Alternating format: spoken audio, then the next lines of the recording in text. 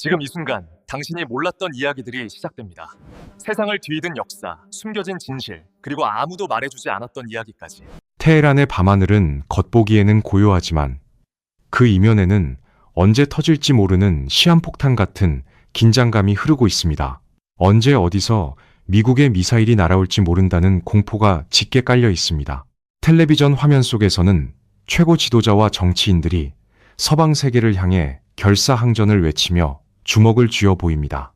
그들은 국가의 자존심과 종교적 신념을 이야기하며 최후의 승리를 장담합니다. 하지만 그 뜨거운 구호가 울려 퍼지는 텔레비전 밖의 현실, 즉 평범한 이란 사람들이 발을 딛고 서 있는 땅 위의 현실은 전혀 다른 비극을 향해 굴러가고 있습니다. 지금 이란의 심장부 테헤란을 무너뜨리고 있는 가장 무서운 적은 하늘에서 떨어지는 첨단 무기가 아닙니다. 그것은 바로 텅 비어버린 수도꼭지와 휴지 조각으로 변해버린 지폐입니다. 수도 테헤란을 감싸고 있는 거대한 저수지들은 지금 바닥을 훤히 드러내고 있습니다. 거북이 등껍질처럼 쩍쩍 갈라진 붉은 흙바닥은 수천 년 동안 이어진 페르시아 제국의 풍요로움이 끝났음을 알리는 묘비처럼 보입니다. 저수율이 10%대까지 떨어지면서 1,000만 명이 넘는 시민들이 마실 물조차 구하기 힘든 처절한 생존의 위기로 내몰렸습니다. 씻고 마시는 기본적인 권리조차 박탈당한 도시에서 사람들은 매일 아침 수도꼭지를 틀어보며 절망의 한숨을 내쉽니다. 물이 나오지 않는다는 것은 단순히 목이 마르다는 뜻이 아닙니다. 그것은 국가가 국민의 가장 기본적인 생존조차 책임지지 못하는 붕괴의 시작을 의미합니다. 물만 마른 것이 아닙니다. 이란 국민들의 주머니 속에서 그들의 피와 땀이 섞인 재산도 흔적 없이 증발해버렸습니다. 이란의 공식 화폐인 리알화의 가치는 이미 바닥을 알 수 없는 심연으로 추락했습니다. 시장에서 빵 한 덩어리를 사기 위해 사람들은 벽돌 두께만큼의 지폐 뭉치를 들고 가야만 합니다. 평생을 바쳐 모은 예금은 하루아침에 한 끼 식사값도 안 되는 종이 쪼가리로 변해버렸습니다. 경제 제재와 전쟁의 공포, 그리고 국가의 치명적인 정책 실패가 겹치면서 경제 시스템 자체가 완전히 마비된 것입니다.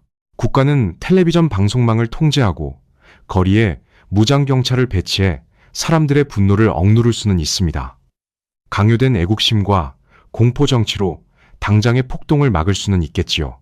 하지만 물러설 곳이 없는 빈곤과 타는 듯한 갈증은 그 어떤 총칼로도 영원히 억누를 수 없습니다. 겉으로는 아직 국가의 형태를 유지하고 있지만 그 내부의 뼈대와 핏줄은 이미 돌이킬 수 없을 정도로 썩어 들어가고 있습니다. 테헤란은 지금 외부의 공격을 받기 전에 스스로 그 무게를 이기지 못하고 무너져 내리는 모래성과 같습니다. 그런데 여기서 우리가 주목해야 할 매우 기이하고도 소름 돋는 사실이 하나 있습니다. 테헤란의 이 처참한 몰락을 지켜보며 가장 깊은 공포에 떨고 있는 사람들은 누구일까요? 물론 당장 생존의 위협을 받는 이란 국민들이겠지만 국경을 넘어 세계의 지도를 펼쳐보면 전혀 예상치 못한 곳에서 이 상황을 숨죽여 지켜보는 이들이 있습니다.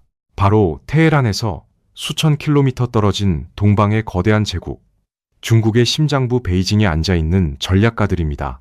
그들은 왜 남의 나라 수도가 말라가고 화폐가 폭락하는 모습을 보며 자신들의 목을 조이는 듯한 위협을 느끼는 것일까요? 그것은 테헤란의 붕괴가 단순히 중동의 한 국가가 겪는 불행으로 끝나지 않기 때문입니다. 이란의 무너지는 저수지와 휴지 조각이 된 리알화는 베이징이 수십 년 동안 치밀하게 준비해온 거대한 세계 지배 전략의 가장 약한 고리가 끊어지고 있다는 신호탄입니다. 테헤란의 혼란은 곧 베이징의 악몽입니다. 과연 중동의 메마른 땅에서 벌어지는 비극과 동아시아의 패권국 사이에는 어떤 치명적인 비밀이 숨겨져 있는 것일까요? 테헤란의 숨막히는 침묵은 바다로 이어집니다. 페르시아만과 오만만을 잇는 좁고 푸른 바닷길.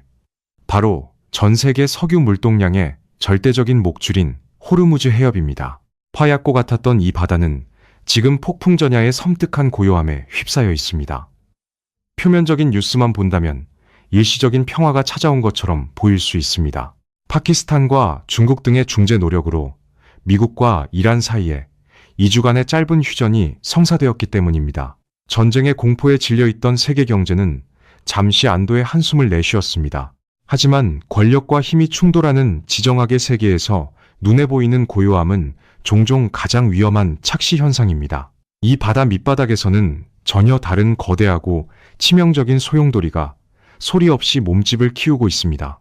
휴전이라는 단어는 때로 힘있는 자가 사용하는 가장 기만적인 전술입니다. 지난 군사 충돌에서 미군은 압도적인 화력으로 이란이 자랑하던 해군 전력의 90% 이상을 단숨에 무력화시켰습니다. 바다 위의 함정들은 앙상한 고철 덩어리가 되었고, 영공은 미국과 이스라엘의 첨단 전투기들에 의해 유린당했습니다. 그토록 견고하다고 믿었던 방공망 시스템은 허무하게 뚫려버렸습니다. 이란의 군사적 자존심은 붕괴되었습니다. 그렇다면 압승을 거둔 미국은 이 2주간의 휴전 동안 무엇을 하고 있을까요? 협상 테이블에 앉아 양보를 준비하고 있을까요? 역사는 패권국이 적의 숨통이 끊어지기 전까지 자비를 베풀지 않는다는 냉혹한 진실을 가르쳐 줍니다.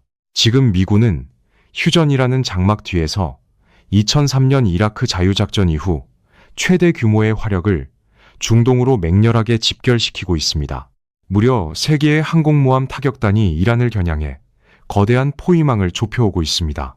이미 2개의 타격단이 중부사령부의 작전구역에 진입했고, 조지 부시 항공모함이 마다가스카르 해역을 지나며 거대한 그림자를 들이우고 있습니다. 병참의 움직임을 살펴보면 미국의 진짜 의도가 소름 끼치게 명확해집니다. 군수물자를 실어 나르는 거대한 C-5와 C-17 전략 수송기들의 비행 횟수를 보십시오. 전쟁 발발 전 2주 동안 500여 회에 불과했던 화물 수송 비행이 평화로워야 할 이 휴전 기간 동안 무려 800회를 넘기며 150% 이상 폭증했습니다. 이 막대한 물동량은 결코 철수를 위한 움직임이 아닙니다. 미국은 압도적인 병참 능력을 총동원하여 이란을 지도상에서 완전히 지워버릴 수도 있는 거대한 망치를 머리 위로 들어올리고 있는 중입니다. 이란 의회 의장과 수뇌부는 미국의 휴전 연장 제안이 기습 공격을 위한 속임수일 뿐이라고 비난하며 항전 의지를 불태웠습니다. 하지만 힘을 잃은 이란이 바다에서 할 수 있는 것은 공허한 외침뿐입니다. 미군의 이지스 구축함은 보란듯이 호르무즈 해협을 가로지르며 이란의 앞마당을 유유히 순찰하고 있습니다. 과거 이 좁은 해협을 봉쇄하겠다며 으름장을 놓던 이란 해군의 위용은 사라졌고, 이제는 이란을 오가는 모든 선박이 미국의 철저한 감시 아래 놓여버렸습니다. 이슬람아바드에서 파키스탄이 발벗고 나섰던 외교적 중재 노력은 양측의 평행선 속에서 동력을 상실했고, 협상 테이블은 다음 공격을 정당화하기 위한 명분 쌓기용으로 전락하고 있습니다. 바다에서는 미군의 거대한 함대와 수송기들이 치명적인 그물을 치며 테헤란의 숨통을 조이고 있습니다. 도망칠 곳도 반격할 여력도 남지 않은 벼랑 끝의 상황입니다. 이란의 지도부는 밖으로는 세계 최강의 군대와 마주하며 국가의 명운을 건 도박을 벌이고 있습니다. 그러나 이란 지도부가 진정으로 두려워해야 할 위기는 미국 항공모함의 함포가 아닙니다. 미군의 포위망이 바다에서 좁혀오는 동안 이란 정권의 발밑에서는 바다보다 훨씬 통제하기 어렵고 파괴적인 또 다른 전쟁이 이미 투하 터지기 직전이었습니다. 흔히 우리는 이란의 붕괴가 전적으로 미국의 가혹한 경제 제재와 막강한 군사력 때문이라고 생각하기 쉽습니다.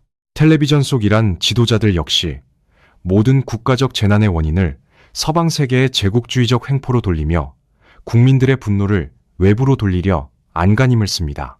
하지만 권력의 작동 방식을 조금만 깊이 들여다보면 아주 섬뜩한 진실 하나와 마주하게 됩니다. 서방과 최후의 결전을 벌이겠다며 결사항전을 외치는 이란은 사실 적의 총알이 날아오기 훨씬 전부터 자기 스스로의 목을 서서히 조르고 있었습니다. 그 치명적인 자해의 중심에는 이란 체제의 핵심 수호자인 이슬람 혁명수비대가 자리 잡고 있습니다. 우리는 혁명수비대를 단순한 최정예 무장 군사 조직으로만 알고 있습니다. 하지만 이란 내부의 현실은 전혀 다릅니다. 이들은 이란 전체 경제의 30%에서 많게는 50%까지 장악하고 있는 거대한 괴물 같은 독점 기업 집단입니다. 군사 조직이 어떻게 경제를 지배할까요? 그들이 가장 열을 올리는 사업 중 하나가 바로 대규모 건설업, 특히 댐 건설입니다. 이란은 국토의 대부분이 건조한 기후대에 속해 있어 물 관리가 생존과 직결됩니다. 하늘에서 비가 내리지 않는 6년째의 끔찍한 가뭄은 자연재해라 할 수 있지만 지금 이란이 겪고 있는 물 부족 사태의 본질은 참혹한 인재, 즉 사람이 만든 재앙입니다. 혁명수비대 산하의 건설사들은 철저한 환경 영향 평가나 경제적 타당성 조사 없이 그저 자신들의 천문학적인 이권과 막대한 이윤을 위해 국토 곳곳에 무분별하게 댐을 건설했습니다. 자연스럽게 흘러야 할 물줄기를 인위적으로 가두자 건조한 기후 속에서 물은 거대한 저수지 표면을 통해 엄청난 속도로 증발해버렸습니다. 게다가 미국의 제재 속에서 식량을 자급자족하겠다는 이른바 저항 경제를 내세우며 수자원의 90% 이상을 농업용수로 쏟아부었습니다. 하지만 낡은 인프라 탓에 그 물의 70%가 땅에 스며들거나 증발하며 낭비되었고, 심지어 사막 한가운데서 물을 가장 많이 먹는 작물인 피스타치오나 수박을 대규모로 재배하는 어처구니 없는 일들이 벌어졌습니다. 가장 기가 막힌 사례는 제철소입니다. 상식적으로 제철소는 철광석을 식힐 막대한 양의 공업용수와 수출입 물류를 위해 해안가에 건설하는 것이 당연합니다. 한국의 포항제철이 그 대표적인 예입니다. 하지만 이란은 내륙 깊숙한 곳에 위치한 천년고도 이스파한에 거대한 제철소들을 지어 올렸습니다. 오직 혁명수비대와 연관된 기득권 세력의 정치적 입지와 그 지역의 막대한 이권을 챙기기 위한 비상식적인 결정이었습니다. 이 제철소들을 돌리기 위해 강줄기를 인위적으로 바꾸고 엄청난 양의 지하수를 무자비하게 퍼올렸습니다. 그 결과 과거 다리 아래로 맑은 물이 흐르던 이스파한의 강은 메말라 버렸고 지반이 붕괴되며 도시 전체가 서서히 가라앉고 있습니다. 결국 이란을 말라 죽게 한 것은 미국의 제재 이전에 권력을 독점한 자들의 맹목적인 탐욕이었습니다. 국가를 지켜야 할 방패가 오히려 국가의 피와 살을 파먹는 기생충이 되어버린 형국입니다. 물이 사라진 농촌에서 버티지 못한 수많은 농민들은 살 길을 찾아 테헤란 같은 대도시의 빈민가로 밀려들고 있습니다. 식량은 부족하고 물가는 천정부지로 솟구치며 전기는 수시로 끊어집니다. 썩어 들어가는 경제와 타들어가는 갈증 속에서 이란 사회의 압력솥은 이제 폭발 임계점을 아슬아슬하게 넘어서고 있습니다. 그리고 그 뜨거운 압력솥의 가장 깊은 곳에서는 과거 1979년의 이슬람 혁명 따위는 전혀 기억하지 못하는 또 다른 시한폭탄이 거세게 끓어오르며 폭발의 순간을 기다리고 있었습니다. 텔레비전 화면 속 이란은 거대한 하나의 요새처럼 보입니다. 최고 지도자의 연설이 울려 퍼질 때마다 수많은 군중이 광장에 모여 미국을 향해 저주를 퍼붓고 국가를 위해 기꺼이 목숨을 바치겠다며 울부짖습니다. 국가가 통제하는 선전 매체들만 보면 이란은 이슬람 시아파 신앙으로 맹렬하게 무장된 틈 하나 없는 강철 같은 단결력을 자랑하는 듯합니다. 하지만 카메라 앵글을 광장에서 조금만 돌려 평범한 사람들의 일상 속으로 들어가면 이 거대한 국가적 연극의 무대 뒤편에 숨겨진 차갑고도 당혹스러운 진실이 모습을 드러냅니다. 이란 사회를 지탱하는 진정한 기둥들은 이미 내부에서부터 완전히 부러져 있기 때문입니다. 그 진실을 이해하기 위해서는 먼저 이란의 인구 구조를 들여다보아야 합니다. 이란 전체 인구의 75% 이상은 1979년 이슬람 혁명 이후에 태어난 세대입니다. 그리고 소위 지트 세대와 밀레니얼 세대라 불리는 청년층이 전체 인구의 60%를 넘게 차지하고 있습니다.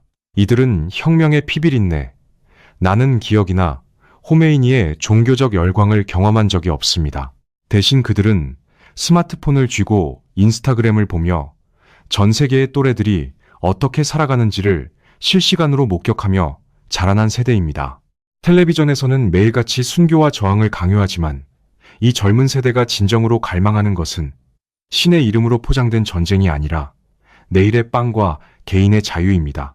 정부는 이란 국민의 90% 이상이 독실한 시아파 이슬람교도라고 자랑스럽게 선전합니다. 하지만 익명을 전제로 한 외부의 독립적인 설문조사 기관들이 내놓은 결과는 전혀 다릅니다. 자신이 시아파 이슬람 교도라고 정체성을 밝히는 사람의 비율은 30% 남짓에 불과했습니다. 나머지 엄청난 수의 사람들은 세속주의를 지향하거나 종교 자체에 무관심합니다.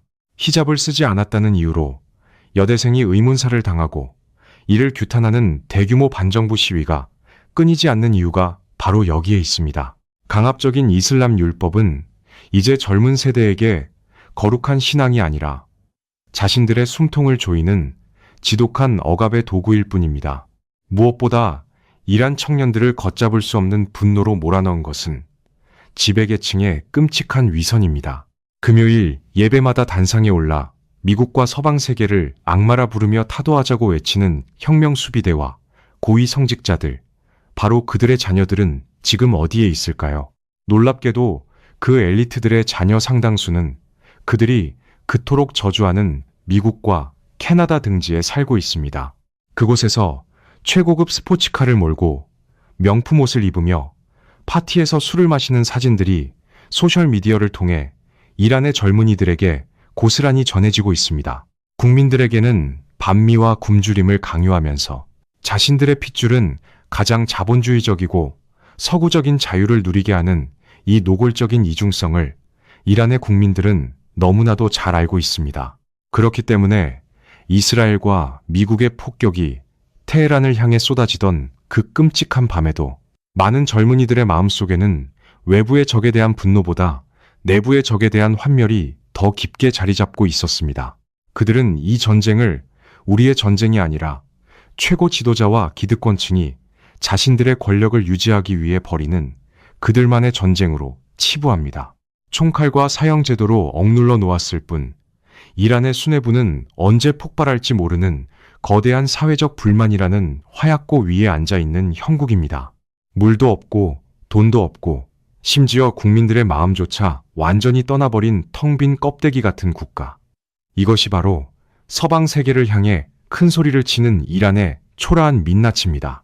내부에서부터 스스로 붕괴되어가는 이 치명적인 약점 때문에 이란은 결코 미국이라는 거대한 제국과 홀로 장기전을 치를 능력이 없습니다.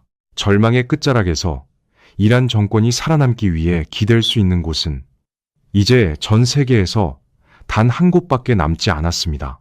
바로 동쪽에서 조용히 중동의 패권을 노리고 있는 붉은 용, 중국입니다. 테헤란의 붕괴가 초읽기에 들어간 이 절체절명의 순간, 세상의 시선은 워싱턴과 중동을 오가지만 이 사태를 가장 뼈저린 위기감으로 지켜보는 곳은 따로 있습니다. 바로 테헤란에서 수천 킬로미터 떨어진 동방의 거대한 심장, 중국 베이징입니다. 겉보기에는 남의 나라 전쟁처럼 보일지 모릅니다. 그러나 세계의 권력 지도를 움직이는 자들의 눈에 이란의 위기는 곧 중국의 목에 들이밀어진 차가운 비수와 같습니다.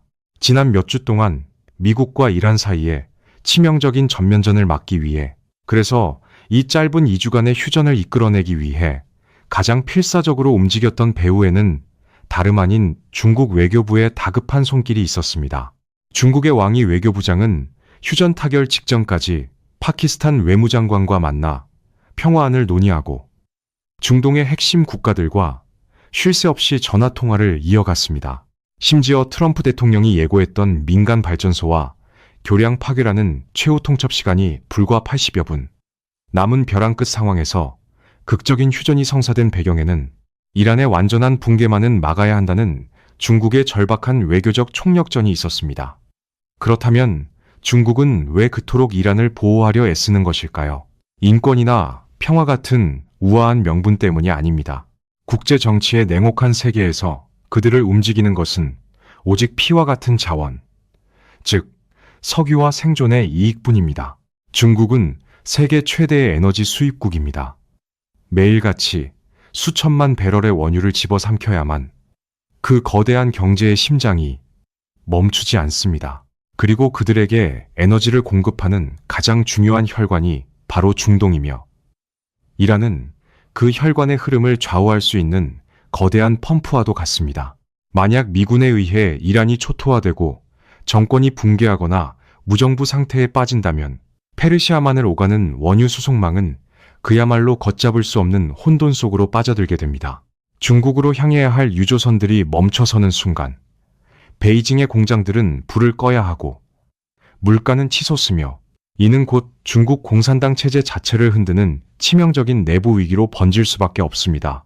단지 눈앞의 기름때문만은 아닙니다. 중국과 이란은 2021년 이른바 포괄적 전략 동반자 협정을 맺고 경제와 군사 등 다방면에서 혈맹에 가까운 관계를 구축해 왔습니다. 중국이 야심차게 추진해온 현대판 실크로드 1대1로 프로젝트에서 이란은 중동과 유럽으로 뻗어나가는 핵심적인 전략적 교두보입니다. 서방의 혹독한 경제 제재로 인해 정상적인 수출길이 막힌 이란은 수년 동안 시장 가격보다 훨씬 저렴한 헐값에 막대한 양의 원유를 중국에 은밀히 넘겨주었습니다. 중국 입장에서는 미국의 제재를 우회하면서도 값싼 에너지를 무한정 공급받을 수 있는 결코 포기할 수 없는 달콤한 과실이었던 셈입니다. 베이징의 전략가들은 현재 중동에서 벌어지고 있는 미국의 행보를 단순한 지역 분쟁으로 보지 않습니다. 그들은 미국이 이란을 공격하는 행위의 이면에 결국 세계 최대의 공장인 중국의 목줄을 죄려는 거대한 포위 전략이 숨어 있다고 분석합니다.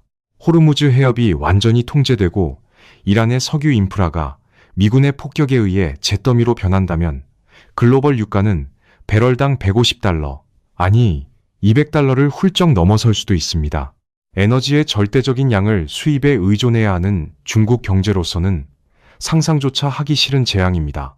게다가 미중 정상회담을 앞두고 있는 상황에서 중국은 미국에게 자신들이 중동 지역의 안정을 중재할 수 있는 강력한 글로벌 행위자임을 과시해야 할 정치적 필요성도 컸습니다.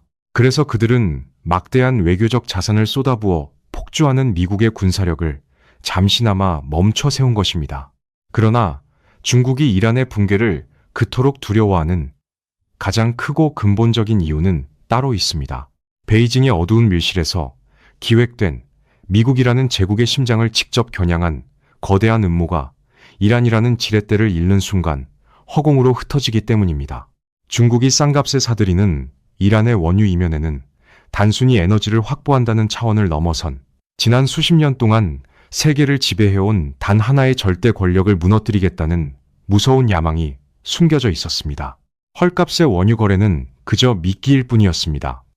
베이징이 진정으로 노렸던 것은 바로 미국 달러화의 패권, 그 철옹성 같은 기둥을 무너뜨리는 것이었습니다. 세계를 지배하는 가장 강력하고 은밀한 무기는 항공모함이나 스텔스 전투기가 아닙니다. 그것은 바로 달러라는 화폐입니다. 1970년대 이후 전 세계의 모든 석유는 오직 미국 달러로만 거래되어야 한다는 불문율, 이른바 페트로달러 시스템은 미국이 세계의 제국으로 군림할 수 있게 해준 가장 견고한 철옹성이었습니다.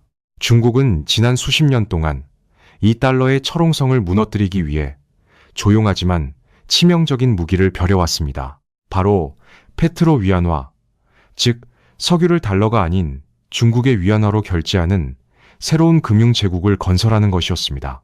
그리고 미국의 제재를 받아 글로벌 달러 결제망에서 쫓겨난 이란은 이 거대한 반란을 성공시키기 위한 가장 중요한 파트너이자 교두보였습니다. 중국은 이란이 국제사회에서 고립된 틈을 타 막대한 인프라 투자를 약속하고 그 대가로 이란의 석유를 위안화로 은밀하게 사들였습니다. 이란은 중동의 막대한 에너지를 이용해 달러 패권의 심장부에 구멍을 내는 날카로운 창과 같았습니다. 베이징의 전략가들은 이란이라는 든든한 에너지 파트너가 무사히 버텨주기만 한다면 시간이 지날수록 페트로달러의 힘은 약해지고 위안화 중심의 새로운 세계 질서가 도래할 것이라 굳게 믿었습니다.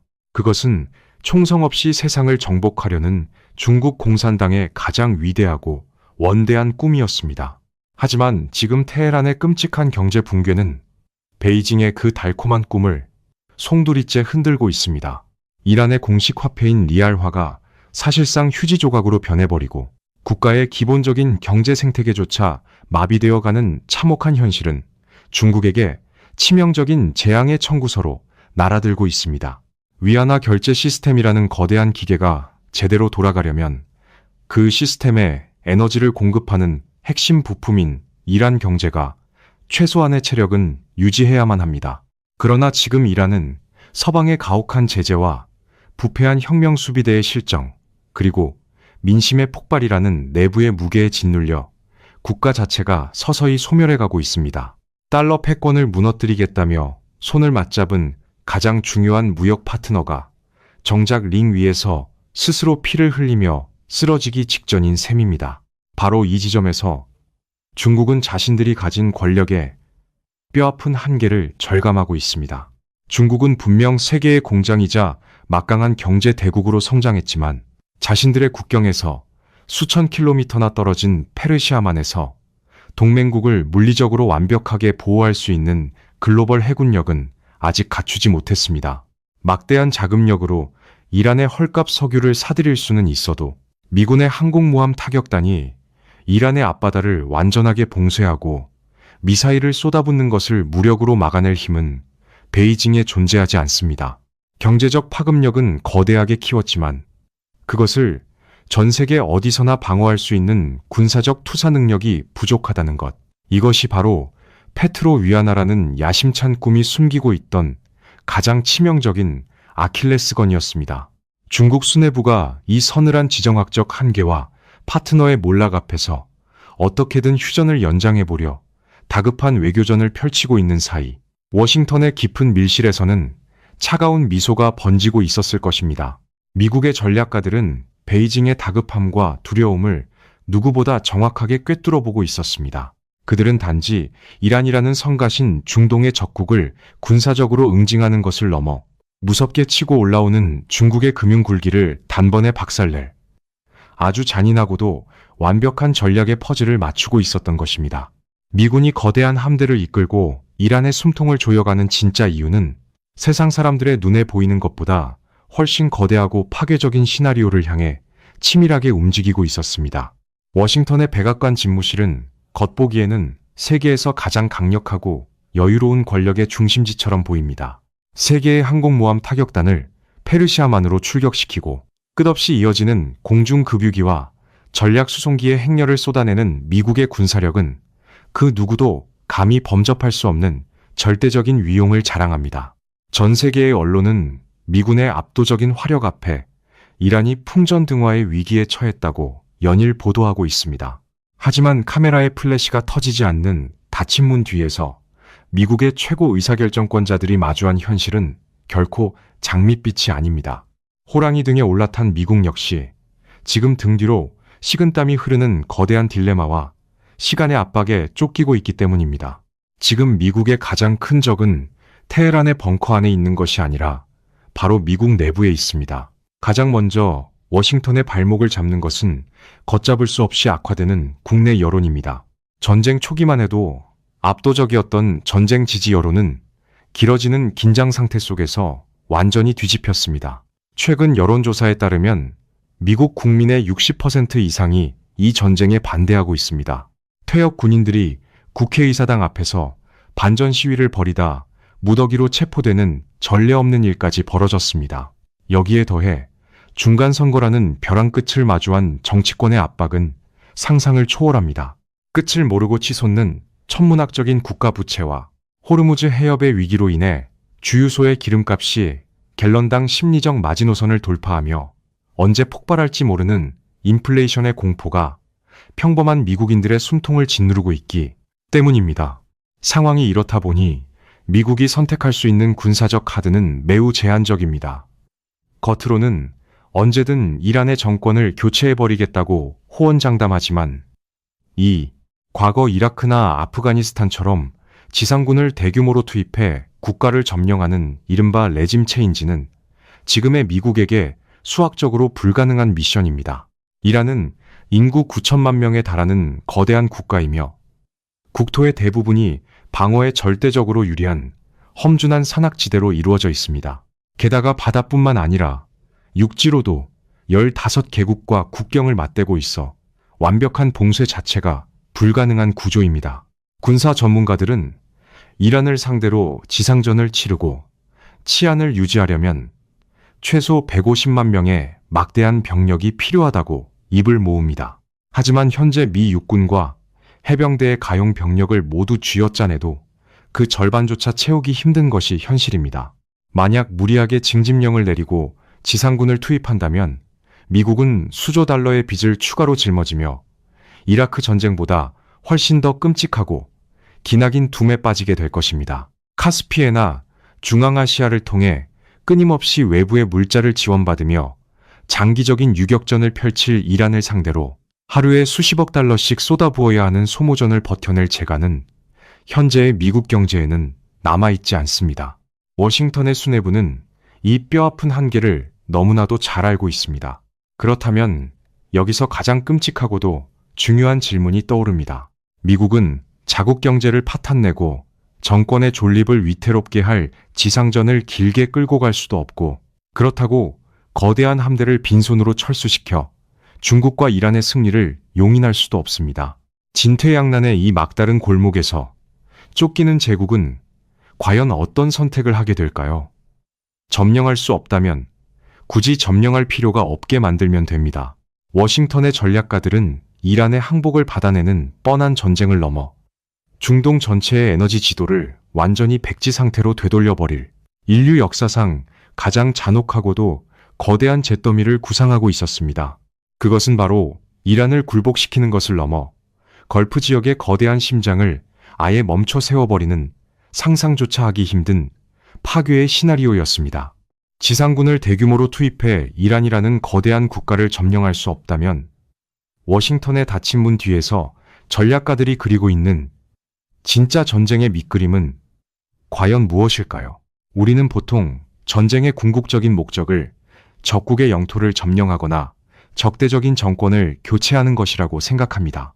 하지만 제국의 머릿속을 들여다보면 때로는 통제나 점령보다 파괴 그 자체가 완벽한 전략이 되는 끔찍한 순간이 존재합니다. 만약 미국이 처음부터 이란을 안정적으로 통치할 생각이 아예 없었다면 어떻게 될까요?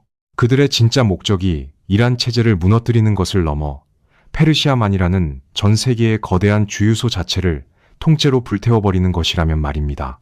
이것은 군사 전문가들조차 차마 입 밖으로 꺼내기 두려워하는 이른바 에너지의 종말 시나리오입니다. 바로 과거의 미국이었다면 중동의 석유 시설을 온전히 보호하는 것이 전쟁의 최우선 과제였을 것입니다.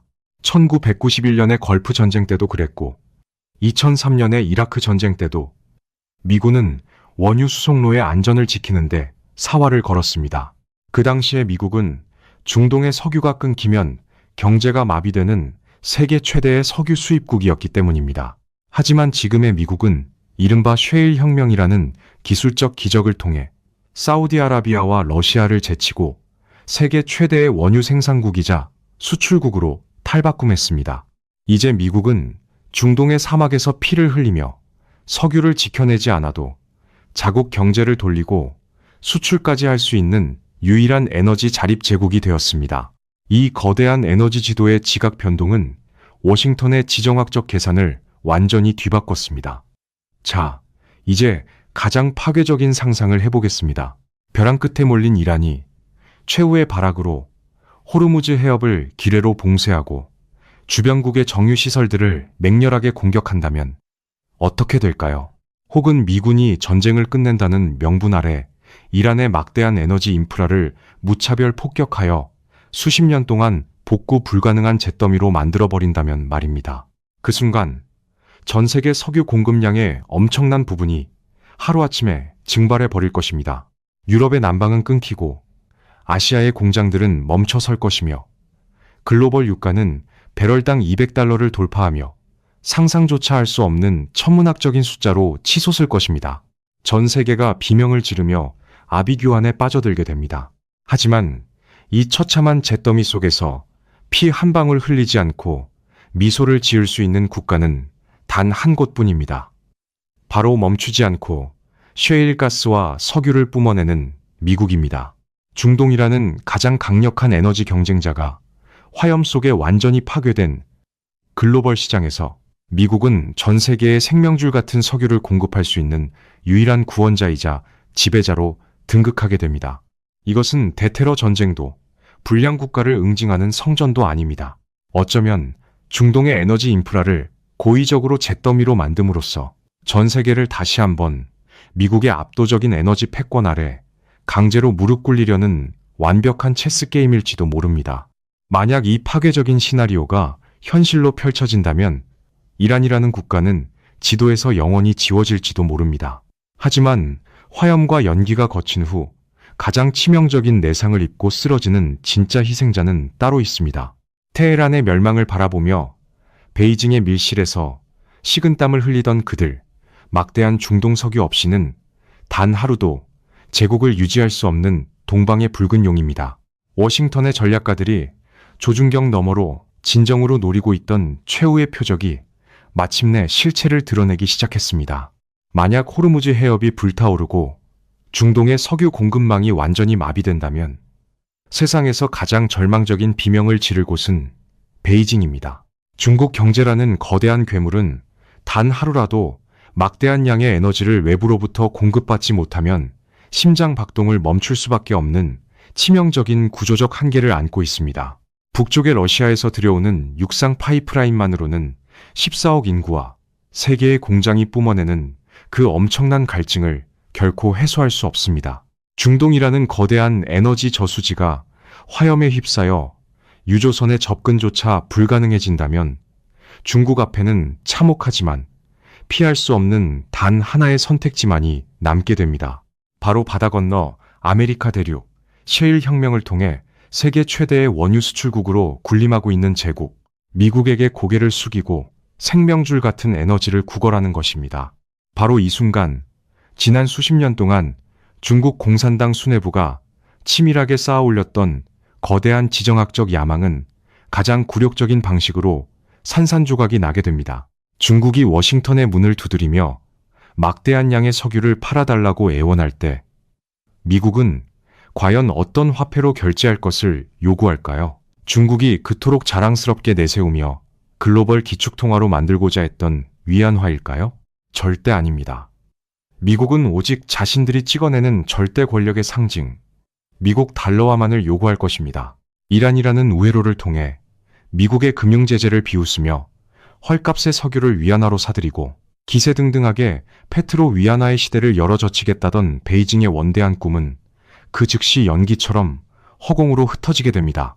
이것이 바로 워싱턴의 닫힌 문 뒤에서 전략가들이 차가운 미소를 지으며 설계한 가장 치명적인 함정입니다. 그들은 이란이라는 국가 하나를 군사적으로 굴복시키는 1차원적인 승리에 결코 만족하지 않습니다. 그들의 진짜 목표는 이란이라는 약한 고리를 무참히 끊어버림으로써 중국이 달러 패권의 목에 겨누고 있던 날카로운 칼날을 단숨에 부러뜨리는 것입니다. 중동의 잿더미 위에서 베이징을 다시 철저하게 달러 시스템의 노예로 전락시키는 이 완벽한 체스게임. 테헤란의 거리에 물이 끊기고 리알화가 종이 쪼가리로 변해가는 참혹한 풍경은 그 자체로 중국이 빚어내려던 새로운 금융제국의 첫 번째 거대한 도미노가 무너져 내리는 파멸의 전조곡인 셈입니다. 중국은 이란과 포괄적 전략 동반자 협정을 맺으며 중동의 한복판에 붉은 깃발을 꽂으려 했습니다. 하지만 정작 미국의 거대한 항공모함 타격단이 이란 앞바다를 완벽하게 장악하고 맹렬한 폭격을 쏟아부을 때 베이징은 그 어떤 실질적인 군사적 보호막도 제공해주지 못했습니다. 막대한 자금력과 거대한 경제력만으로는 미군의 압도적인 글로벌 해군력 앞에서는 동맹국의 피를 막아낼 수 없다는 뼈아픈 한계를 전 세계 앞에 적나라하게 노출하고만 것입니다. 이제 글로벌 사우스라 불리는 수많은 제3세계 국가들은 숨을 죽이고 똑똑히 목격하고 있습니다. 미국 달러의 절대 권력에 정면으로 도전하는 자의 최후가 얼마나 처참한지, 그리고 중국이라는 새로운 패권국이 생사가 오가는 위기의 순간에는 결코 자신들을 지켜줄 든든한 방패가 되지 못한다는 그 차가운 진실을 말입니다. 폭풍 전야의 무거운 정막 속에서 미국과 이란 사이의 2주간 휴전이라는 모래시계는 이제 마지막 남은 모래알들을 떨어뜨리고 있습니다. 파키스탄과 중국이 필사적으로 매달렸던 외교적 시간은 속절없이 흘러가 버렸습니다. 워싱턴과 베이징, 그리고 벼랑 끝에 선 테헤란의 수뇌부들은 숨을 죽인 채 다가오는 운명의 시간을 노려보고 있습니다. 이 위태로운 침묵이 깨어지는 순간 밤하늘을 가르는 것은 단순한 미사일의 궤적이 아닐 것입니다. 그것은 21세기 새로운 세계 질서의 명운을 결정지을 거대하고도 파괴적인 불꽃이 될 것입니다. 이슬람아바드에서 시작된 2주간의 위태로운 휴전이라는 모래시계는 이제 그 마지막 모래알을 떨어뜨리고 있습니다. 숨 막히는 침묵 속에서 전 세계의 시선은 다시 한번 붉게 타오를 준비를 하고 있는 페르시아만으로 쏠리고 있습니다. 어쩌면 당장 내일 아침 테헤란의 신정체제가 하루아침에 무너지지 않을 수도 있습니다. 텔레비전에서는 여전히 최고 지도자의 건재함이 선전될 것이고 거리를 메운 군중들의 반미 구호가 텅 빈 메아리처럼 울려 퍼질지도 모릅니다. 하지만 제국의 시선에서 볼 때 진정한 붕괴란 반드시 심장에 깃발을 꽂는 물리적인 점령만을 의미하지 않습니다. 이미 물이 끊어지고 화폐가 종이 조각이 된 나라, 청년들의 마음에 분노의 불길이 타오르고 내부의 기득권이 썩어 들어간 국가는 겉모습만 통제력을 유지하고 있을 뿐 사실상 식물인간 상태나 다름없습니다. 워싱턴의 냉혹한 전략가들은 바로 이 점을 정확히 노렸습니다. 그들은 굳이 막대한 피를 흘리며 이란이라는 거대한 영토를 직접 지배할 필요가 없었습니다. 그저 이란이라는 국가가 수행하던 중동의 거대한 에너지 펌프 역할, 그리고 중국이라는 새로운 도전자에게 에너지를 공급하던 그 지정학적 혈관을 치명적으로 마비시키는 것만으로도 그들이 원하는 완벽한 전략적 승리를 거둘 수 있었기 때문입니다. 이란의 기능 정지, 그것은 곧 미국이 설계한 새로운 지배 질서의 강제적인 완성을 의미합니다. 이 참혹한 체스 게임의 가장 큰 패배자는 어쩌면 폭격을 맞은 이란이 아니라 그 폭격을 멀리서 숨죽여 지켜봐야만 했던 중국일지도 모릅니다. 베이징은 이번 사태를 통해 아주 뼈아프고도 서늘한 교훈을 얻었습니다. 아무리 세계 최대의 공장을 돌리고 막대한 자본으로 1대1로라는 거대한 경제 영토를 개척한다 하더라도 그것을 먼 바다에서 지켜낼 수 있는 압도적인 대양 해군력과 기축통화라는 최후의 금융무기가 없다면 결국 거대한 모래성에 불과하다는 냉혹한 현실 말입니다. 미국의 항공모함이 뿜어내는 무력 앞에서 위안화로 세계를 제패하겠다던 중국의 야심찬 페트로, 위안화의 꿈은 그 지정학적 한계를 처절하게 드러내며 멈춰섰습니다. 결국 세상의 가장 밑바닥 규칙을 정하는 것은 아직까지는 절대적으로 미국 달러라는 사실을 다시 한번 온몸으로 증명당한 셈입니다. 그리고 이 거대한 제국들의 무자비한 권력 투쟁의 가장 깊은 곳에는 결국 이름 없는 평범한 사람들의 비극이 자리하고 있습니다.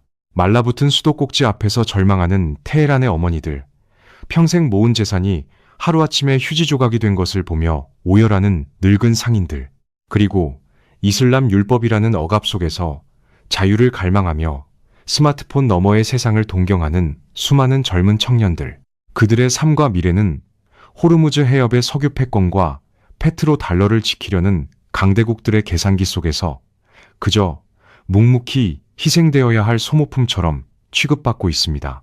국가의 지도자들은 신의 이름을 빌려 거룩한 성전을 외쳤지만 그 성전이 남긴 참혹한 대가는 오롯이 폐허가 된 거리에서 살아남아야 하는 국민들의 몫으로 덩그러니 남겨졌습니다. 이제 며칠 뒤면 휴전의 끝을 알리는 시계의 알람이 울릴 것입니다. 과연 저 거대한 호르무즈 해협의 수평선 위로 떠오르는 것은 평화의 서곡을 알리는 눈부신 아침 햇살일까요? 아니면 전 세계의 에너지 질서를 통째로 태워버릴 새로운 파괴의 화염일까요? 붕괴의 도미노는 이미 쓰러지기 시작했고 역사의 수레바퀴는 누구도 쉽게 멈출 수 없는 방향을 향해 무자비하게 굴러가고 있습니다. 잿더미가 되어가는 중동의 모래바람 속에서 새로운 세계 질서라는 이름의 괴물이 서서히 그 거대한 그림자를 드러내고 있습니다. 우리는 지금 그 잔혹하고도 낯선 시대가 열리는 섬뜩한 새벽의 한가운데를 걷고 있습니다.